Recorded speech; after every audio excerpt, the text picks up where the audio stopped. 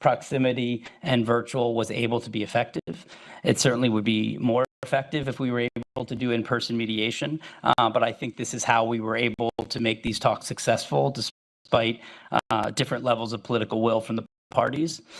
And I think that's an effort that we may learn lessons from down the road about how we can try to erode the power of a spoiler's veto. I don't think there's any question that there were people inside the government and staff that were eager to be here and those that were not, and I'll let them answer further their thinking on that. And I think we see the same thing now. I think President Burhan has been very clear that he wants Adre open, and he wants food and medicine to be reaching his people, and there are others who seem eager to stand in the way of that. And I think that being able to be available as an international community to stand in partnership with those who want to make sure food and medicine reaches the Sudanese and does so as fast as possible is important. And it's also why it was important that the Rapid Support Forces not only agreed to these access routes, but agreed to expedited processes for moving food and medicine across the country. This is a case where bureaucracy can kill, and the ability to go with processes that OCHA and others have developed with an eye towards what saves lives right now. So I think that was key. And that goes to your second question, which is I think this was a team that was very successful because we focused on results. We brought a range of perspectives and relationships to the table. We worked very closely together. And this was very, very evident at the moment the news came down about the Adre border crossing. And we could hear from, Ramesh and others that exactly what was needed. Here's the agreement we're going to need from the RSF. Here's the agreement we're going to need from SAF. Here's what we're going to need from lawyers. Here's what we're going to need to hear from donor countries. And those things that could take days or weeks to happen were happening in a matter of minutes, and we could just go to work the phones. It was like a campaign team environment of how will we solve this problem. So the people that were around the table were all the people that want to get this thing done and want to figure this out. And then we could work with those who may be more resistant on the outside. So we will continue to work together. But I want to stress another thing, which is part of the nature of this innovation, I think, in diplomacy is there wasn't a huge distinction about who was in the room and out of the room. We were calling on colleagues from the European Union or EGAD or the Arab League. We could make phone calls to people in neighboring countries who were key to certain decisions. And so I think we're trying to not be limited by the last century dynamics of diplomacy to solve problems that are facing us today. We were also able, as you know, I was able to fly down to Egypt. That's been such a key strategic partner on this, and be able to brief our Secretary Blinken and President Sisi, and show that this wasn't just the people in the room. As much as I love this group, it was our capitals that were involved in this and fully engaged. So I think that ability to signal was extremely important as well to the people of Sudan and to the parties.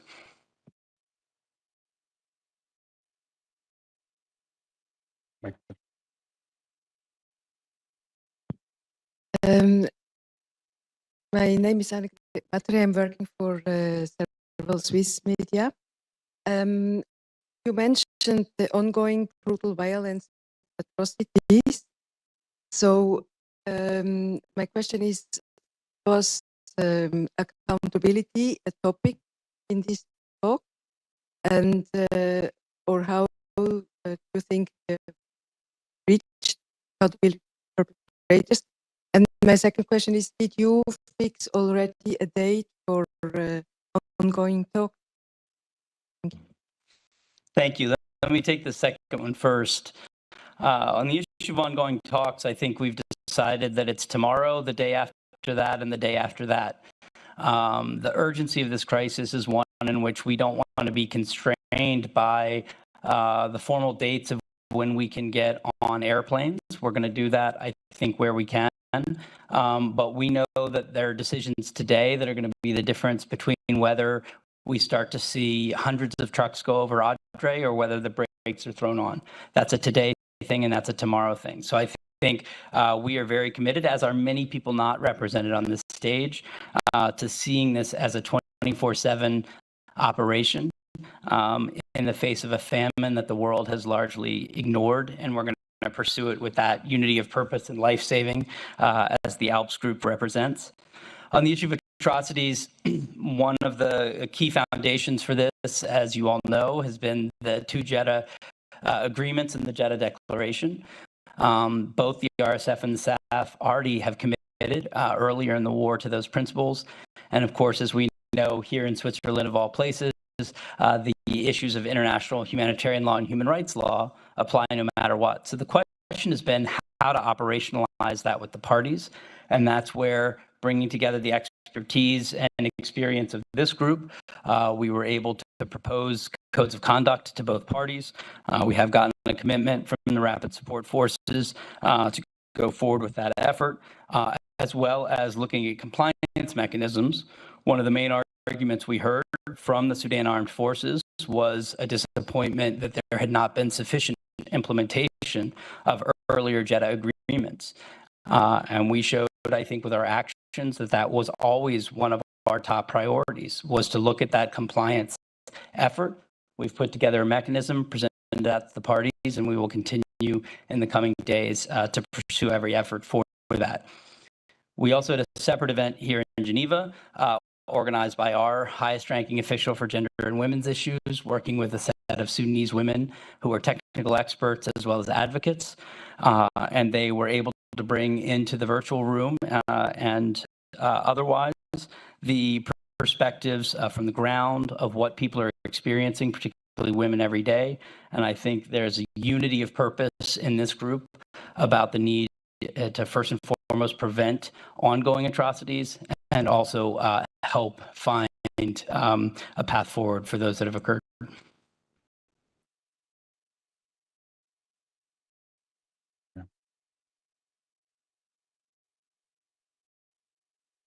Thank you, and thank you for this briefing. Yuri Aprelev from Russian agency RIA Novosti.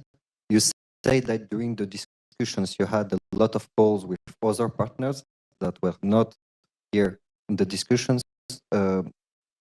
Did you or will you share with Russia and China some details of these discussions in order to put some more pressure on the party and to implement all the decisions that you took during this discussion?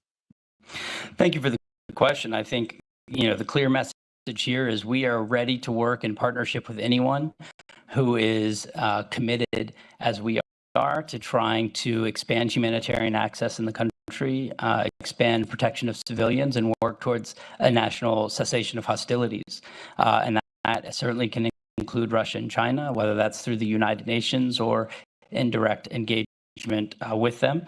The country of Sudan is a country of 50 million people. It's an incredibly diverse country in an area of great strategic importance.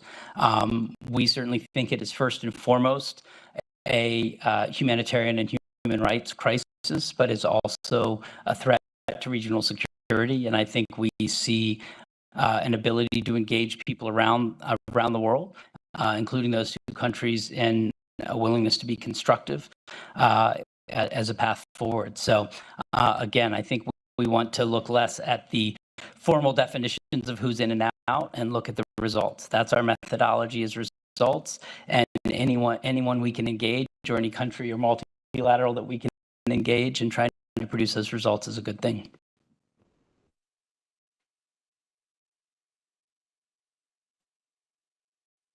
Thank you very much. My question is, there's a number of observers believe that the mission was not accomplished as required, especially in cessation of hostilities, because the approach was not appropriate in Sudan context. What is your comment? Another question is about, you spoke about reaching of protocol when you went to Cairo and get back to Geneva. What do you mean exactly by that? Because the Sudanese government said that the delegation was an internal, the formation of the delegation was internal affair of the Sudanese government. Also, thank you. So again, I think we Sir, your micro. keep getting that wrong. Again, we think that the results show that this was successful. We spent not just weeks but months consulting with the Army, with the RSF, and with civil society. Not only that, the people on this stage have spent months and even years in engagement with the Sudanese people. And I think what was clear was the overwhelming consensus of the Sudanese people was that they wanted to see these talks happen. They want to see the international community being a better partner for peace and partner for humanitarian access.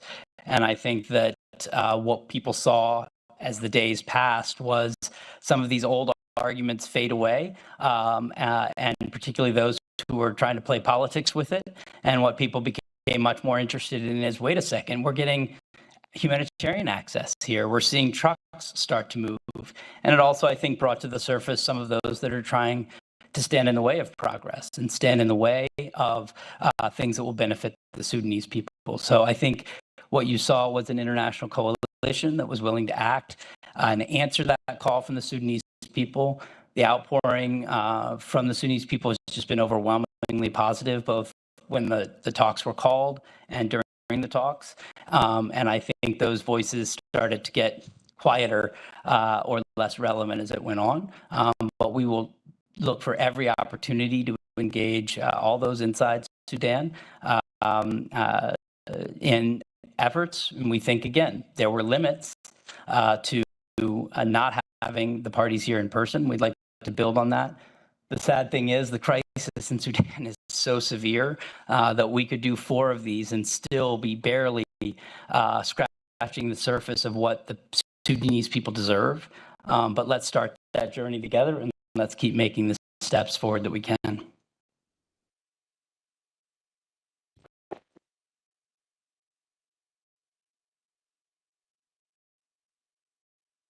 Thank you. My name is Peter Kenny. I'm from All Africa Global News. Obviously, these talks would be much better if all the parties that are involved in the conflict were there. Did you discuss perhaps any carrots to encourage the non-participating groups to attend? Thank you. Well, first, let me just say the awkwardness that I'm supposed to be speaking for the group because there's so many great stories from the week, but it was not an uncommon expression from some of the people who have been involved in so many of these negotiations over the years to say that we were getting so much more done because we weren't wasting 75% of the time on who gets to sit in what chair and these sorts of protocol issues. It was a group that was focused on results. 100% of the energy in the room was, does this save lives? Can we get aligned? What can Egypt bring to the table? What can Saudi bring to the table? How do we work this problem? And it was electric. I mean, it was just amazing. We actually gave the delegations the opportunity to leave when it became clear the parties, well, the SAF was unlikely to attend. People not only wanted to commit to staying, they extended that effort because they said, these are results we just haven't seen in a long time. So I think we were really trying to just change people's perception of what's possible. And when you're in a crisis of this scale, I think that's what you have to do. You have to take some risks of expanding what's possible and then drive through that as a team. And I'm just so proud of this group that just kept refusing time and time again to accept no as an answer. When you have 1 million people facing starvation, you have 20 million people that have been displaced for their home and they're facing acute hunger. When you have people who don't even know if their family members are alive or dead because they don't have access to them. We have people that are getting shelled on a daily basis. And the world is worried about, these process stories of who showed up and didn't show up. It's the results. Do we have trucks moving? Let's focus on whether we can get the Daba Road open, get the Adre open, and the momentum in this room of people wanting to solve problems. We've seen the people whose family members died. We were interacting with people whose family members died while we were talking to them this week. This is a conflict that the world has rendered invisible and has accepted this idea that we can't do anything about it. And this group of people said, no, we are going to reject that cynicism and those excuses. And we are going to turn paralysis into action together. And it's just the beginning. We have so much more to do. But if this week does nothing else but remind people that this conflict is happening and that when we join forces to make a difference, we can break through those cynical and limited senses of what's possible. And I think I'm so appreciative to President Biden and Secretary Blinken, who understood that this was a risky innovation approach. And they said, hey, what do the Sudanese people want? And can we help? And that's the spirit I felt from our UN and AU colleagues, from our Egyptian, Saudi, Swiss, and UAE colleagues, from the technical experts that were there. And again, we know so much more needs to be done, and we have to protect the gains that we've gotten, but it also wants to shine a light on those people inside that are trying to do the right thing and hold up those voices as well.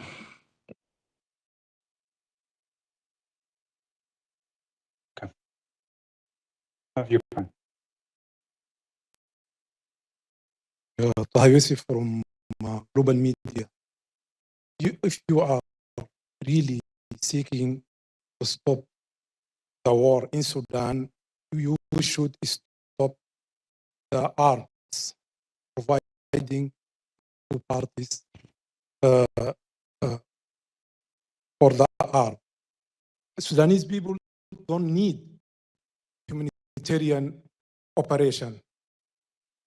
They need to stop the arm come to Sudan from outside. This is our message. Thank you very much. Thank you. I'm not sure that's a question, but I will say that two things can be true. We absolutely believe that we need to advance on the arms embargo. The United States has certainly worked on that personally in the case of the Darfur embargo with the United Nations, and will continue to advocate for that.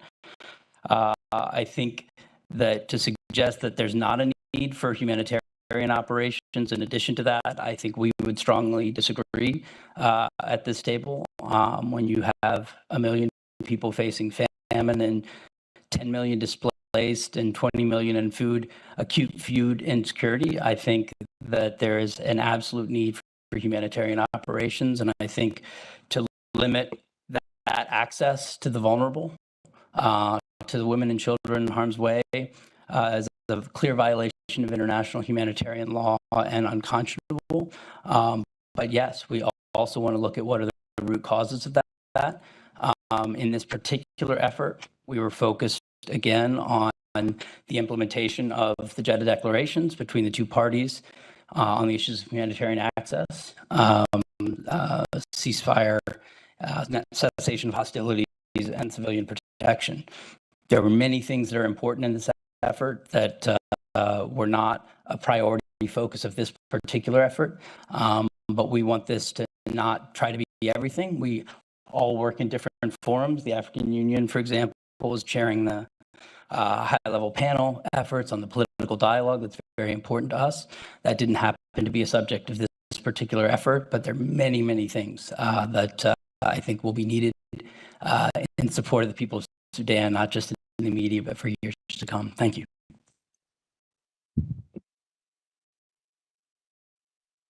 Thank you very much. I'm Musa Asi, Al Mayadeen TV. I have a question for the representative of UAE, if possible. We're just doing questions through me as representing the delegation for today. People can approach folks separately from that. Okay. I pose my question.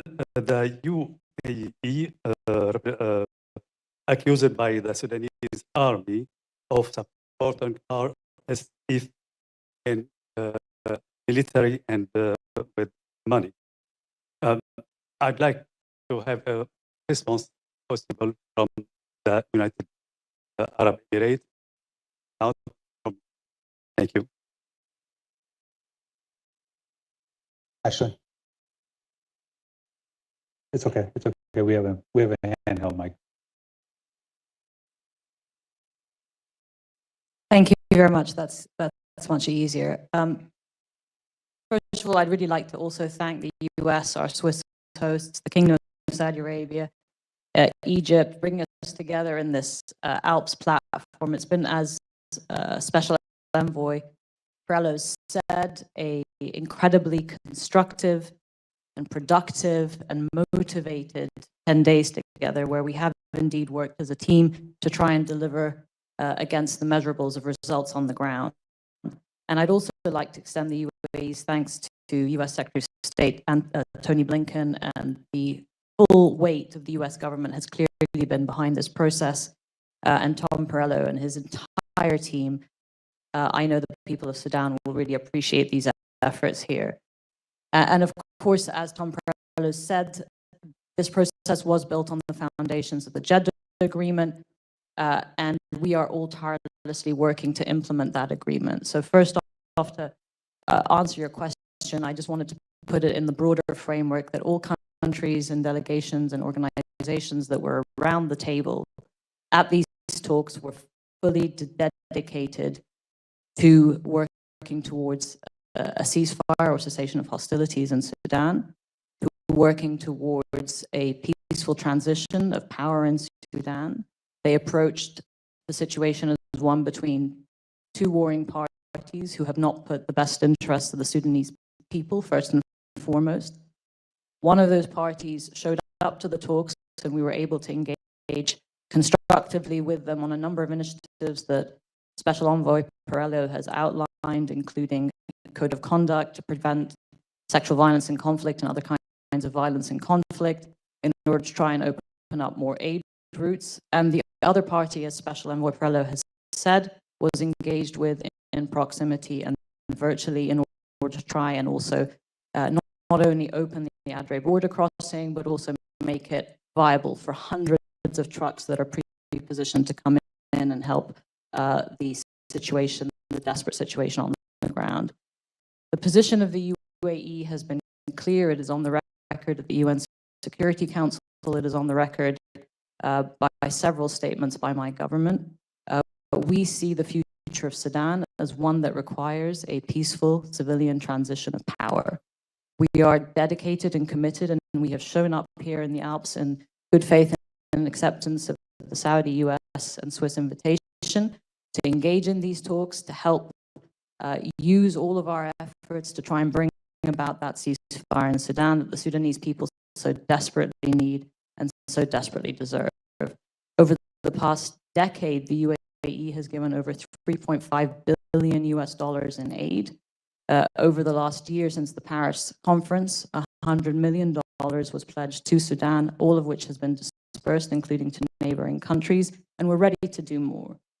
What we need to see in Sudan is a stop of the fighting. We will continue to do the work to try and get to that cessation of hostilities. But good work was done here. Momentum has been created. And as Special Envoy Borrello has said, this work will continue, and we are all committed to that purpose. Thank you for the question. I think we've overrun our time here, and I know that there are a lot of questions from our journalists joining virtually. Unfortunately, we're not able to get to their questions just due to logistical challenge. I wonder, sir, if you would like to add any closing comments, you or any others? I think that the only thing more important than the last 2 weeks is the next 2 weeks. In the last 2 weeks, I think we've helped to inspire action, but we've also been inspired by the actions of the Sudanese people who've spoken up and raised their voices for the need to see an end to this war and to see an expansion of basic humanitarian access. But in the next 2 weeks, I think we all understand that's when we figure out if these results are real. I think we can stand in partnership partnership with the people of Sudan and with the parties inside to try to ensure two things. One, we want to see the end of this war, but even if this war continues for centuries and across cultures, we have accepted as a common humanity that there are certain things, even in wartime, that must be considered paramount.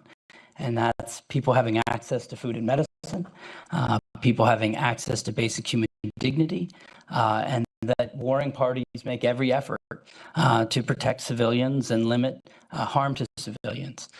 We need to see a re-acceptance of that norm across both the Army and the RSF. We need to see an end to the atrocities that have been committed. We do believe that a national cessation of hostilities is possible. We know that that is going to take a great deal of work. And I think all of us are going to continue as a team and in our individual capacities to push for those efforts at peace. I am extremely appreciative, particularly of our frontline humanitarian workers who are taking great risk. One of the activities, one of the days that we spent together was World Humanitarian Day.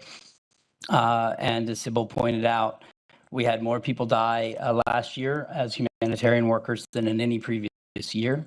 And that includes many Sudanese who are working both with formal NGOs and with incredible creativity through local kitchens and emergency response rooms and other efforts. We felt like the best way to honor those who have lost their lives trying to feed and protect their neighbors is through action. So we think that we've produced some good steps here, and our governments remain very committed to seeing continued progress with those efforts. So we came here with a purpose. That purpose was built on the foundations of Jeddah with an assist from the long-standing traditions of the Geneva Conventions and international humanitarian law. We hope that this has been a source of some momentum going forward that we will continue to build on. And I just want to deeply thank all of the delegations here for their work. I want to give a special thanks to Mike Hammer, our special envoy for the Horn, who was just an unbelievable champion throughout this process. And I know that President Biden and Secretary Blinken have been following this closely. They want to see those 20 million people in Sudan who lacked access get it. And they want us to continue to ensure that both parties are committed to the basics of the Jeddah Declaration and the protection of civilians. So thank you so much for your time, and we look forward to more progress soon. Thank you. Okay, that concludes today's press briefing. Thank you all for coming.